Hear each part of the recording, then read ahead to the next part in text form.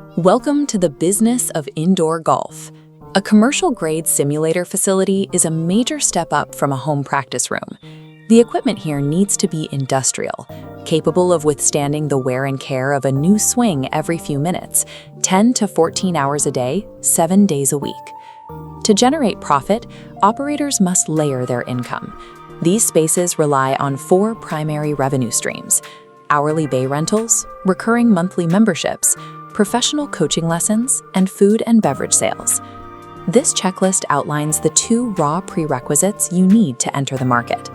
First is startup capital, which typically ranges from $150,000 to over $500,000.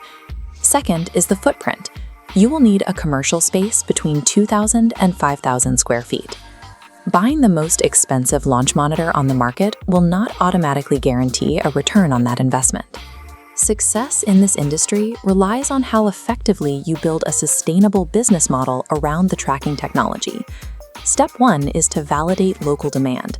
Before you draft a single page of your business plan, you need to pull reports from the National Golf Foundation to analyze the local market size and evaluate the competition within your specific radius. Next, you run the numbers. You have to map out both conservative and optimistic financial scenarios to calculate your exact operating expenses and project your break-even timeline. This graphic compares your 2 operating paths. Going fully independent gives you complete control over your facility, but carries higher risk and a slower launch. Buying into a franchise provides proven operating systems and built-in marketing, but requires you to pay franchise fees. Following that, you must establish your legal defense. Most operators register as an LLC to separate personal assets from the company. You will also need to secure a $1 million general liability policy, property coverage for your hardware, and cyber insurance to protect your booking software. Formalizing these legal and protective structures up front provides the security necessary to move forward with the large-scale capital investments required for the physical build-out. This video contains affiliate links. I have a relationship with the brands in this video and earn a referral fee when you shop through the links in the description below. Before we dive into commercial leases, high-end tracking software, and simulator equipment, let's talk about your legal shield. You absolutely cannot start a golf simulator business without a properly structured LLC or corporation. Think about it. You are managing a physical commercial venue where customers are swinging heavy clubs, drinking, and using incredibly expensive technology. The liability risk here is massive.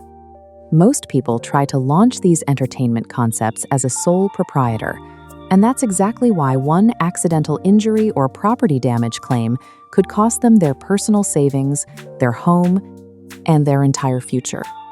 Your business must be a legitimate, separate legal entity to protect your personal wealth from the high liability nature of running a commercial facility. That's where Byzy comes in. Byzy is the absolute best formation service out there, handling your entire business setup for just $0 plus state fees.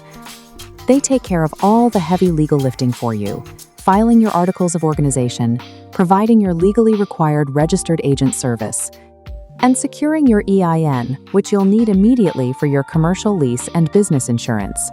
Establishing this rock-solid framework is non-negotiable if you want to operate safely and scale a profitable venue. I've linked my full, in-depth review of Byzy in the description so you can see exactly why they are my top recommendation. Make sure to use my link down below to get your golf simulator business registered right through Byzy today, which will also unlock exclusive discounts and perks. Now we move to site selection.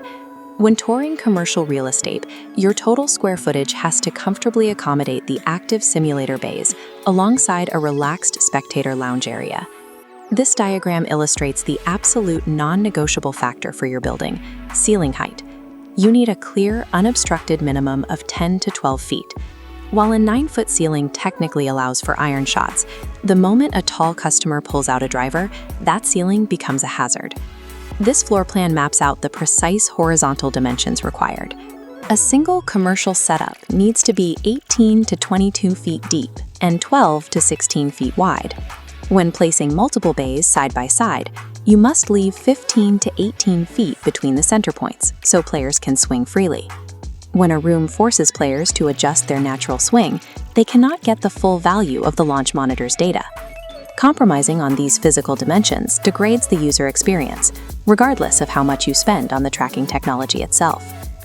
This graphic breaks down the 3 tiers of commercial bay equipment costs. Budget systems run around $16,000 per bay. Mid-range setups average $26,000. Premium setups offering the highest level of radar or camera accuracy can reach $55,000 per bay. Your hardware choice must match your target audience. If you are targeting serious golfers and teaching pros, you need high-precision tracking systems. If your focus is a casual, social crowd, you should prioritize systems with engaging game modes and large virtual course libraries. Beyond the launch monitors, you have to cover the hidden facility build-out costs. Building out the surrounding space typically adds $60 to $100 per square foot.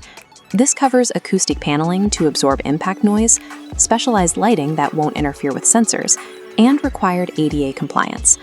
The comfort and aesthetics of the build-out create the professional environment that justifies higher hourly rates and keeps groups staying for multiple rounds. This bar chart breaks down the raw earning potential. A well-managed single simulator bay can generate between $80,000 and $120,000 annually. When you project that out across a standard 6-bay facility, the baseline revenue potential hits $500,000 to $900,000 a year. Adding a secondary layer to this chart shows the impact of secondary spend. Implementing a food and beverage program or partnering with a local restaurant routinely increases the average per-visit spend by $20 to $35 per person. However, the operation carries concrete risks. High initial startup costs require careful cash flow management. You will face hidden operating expenses like software licensing subscriptions, and you must prepare for a substantial drop in walk-in traffic during the summer months. The primary strategic defense against these seasonal dips is implementing a recurring membership model and actively booking corporate events to lock in predictable cash flow. To maintain these margins, operators must foster active communities through leagues and social events that ensure the facility remains high utilization year-round. When executed correctly, a $200,000 to $300,000 investment into a properly scaled 4-bay facility can result in a complete break-even within 12 to 18 months. To achieve that timeline, you must adhere to the 2 rules outlined on this card. Secure recurring revenue through memberships, and strictly maintain your spatial specifications, starting with those 10 to 12-foot ceilings. Following this blueprint ensures you have the structural and financial foundation to scale a commercial venue that captures the